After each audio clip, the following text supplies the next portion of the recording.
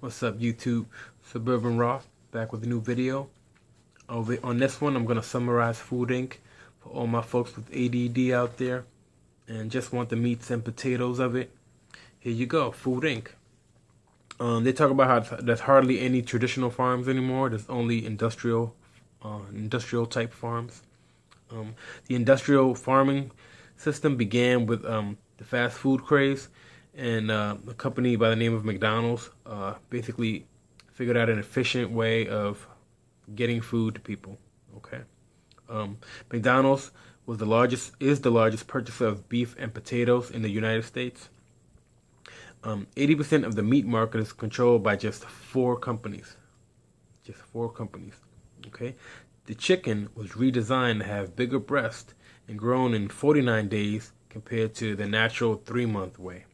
Okay, they also talk about how most chickens never see sunlight. Talk about we've got an inside look from a Purdue chicken farm, from a basically a farmer that wanted to blow the whistle on the tactics or the the way things are these days. And they talked about how chickens can't walk because they're too heavy. They talked about how the antibiotics are not working on the chickens. They talk about how most of the workers that pick up these animals from their farms are undocumented, which are preferred by these corporations. They talk about how the meat corps are the reason corn is in high demand, because this is the main source of food for the animals, for the chickens, for the cows, and for the pigs. And that these corn farms have these subsidies, which keeps them growing corn.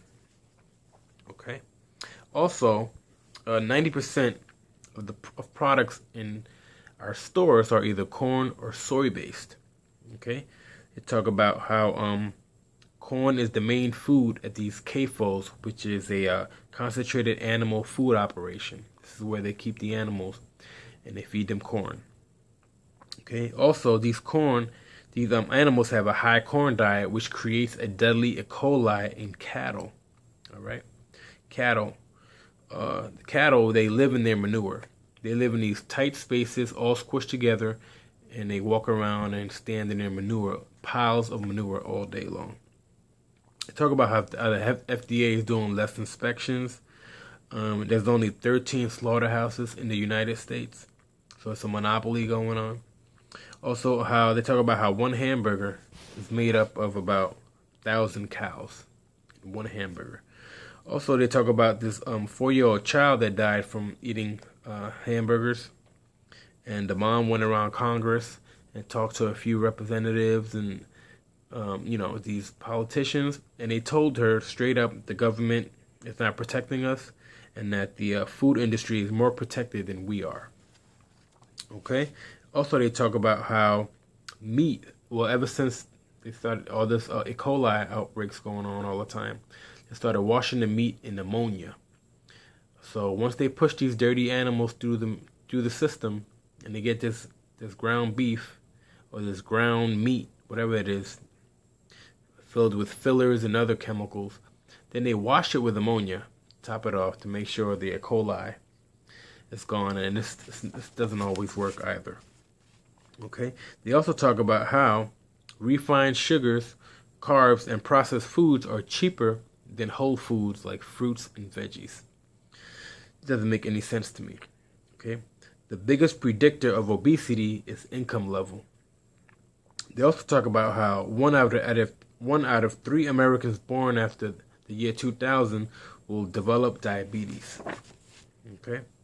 Talk about the Smithfield Slaughterhouse, how it's the biggest in the world. They talk about how they bust poverty-stricken workers from all around North Carolina. They also talk about how workers are always sick and have infections and they lose their fingernails. Talked about how Teddy Roosevelt took on the beef industry in the 1950s and improved the conditions of the industry. They talked about how the fast food industry retarded the beef industry and made it worse nowadays. Okay.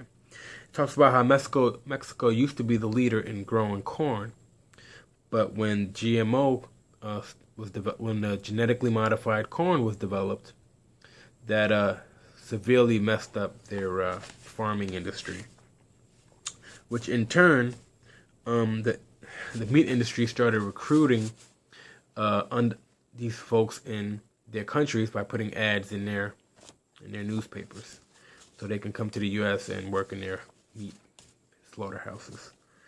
Okay.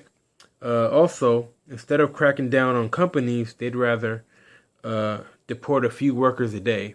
So they don't find these companies or do anything. They just deport a few workers a day to make it seem like they're cracking down. All they're doing is hurting these poor families in these other countries. And, the big cheese gets untouched. Okay. They also talk about how industrial food is cheaper in the store, but more expensive in cost to our environment, because we're destroying our rivers with all the manure that they basically pouring into our natural waters and things of that nature, and they're polluting our planet. Okay, organic food industry is growing 20% annually. They talk about how major corporations started to acquire small organic companies. So keep an eye out for that when you buy organic foods. In '96, Monsanto developed a seed that can resist their pesticide. Okay, this is that GMO seed I was talking about. The year was '96. By 2008, 90% of the soybean in the USA is a genetically modified soybean. Go believe that. Farmers can go to jail for saving any seeds because Monsanto has a patent on the seed. It's crazy how you could patent life. Okay, because the seed is actually alive. Next thing is Monsanto has investigators looking into all farmers. Okay. And Monsanto owns intellectual property of most foods in America, similar to Microsoft owning it for most computers. So that's a lot of power for one company owning the what's it called? The intellectual property of a seed. It's amazing. Monsanto has a team of lawyers who are running most farmers out of business, because they're just suing them and taking them to court, and these farmers, they can't afford it.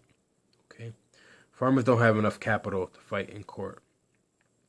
Most former Monsanto lawyer Clarence Thomas, which is our Supreme Court judge, wrote the legislation that gave Monsanto the right to owning certain seeds. So he's a big part of this juggernaut of a company, and he's one of our Supreme Court justices. Okay, many corps are fighting against labeling GMOs and are winning the fight. So they don't even we can't even put it on a package that what you're eating is not natural. It's it's a changed or modified seed. Can't even label it these days. Which you can do in out of the country. Most other countries, especially in Europe, they label genetically modified corn or genetically modified foods. It is illegal to criticize companies publicly. Okay, I'm not criticizing. I'm just reviewing a movie.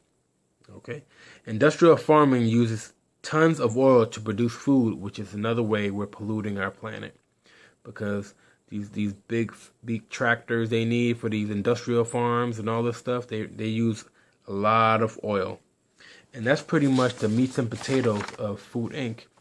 And I guess I did it in under 10 minutes. So I hope you at least have 10 minutes of an attention span. So you can at least get the meats and potatoes of this. I'm simply, don't shoot the messenger. I'm simply reviewing the movie, or not reviewing, but summarizing the movie. Peace.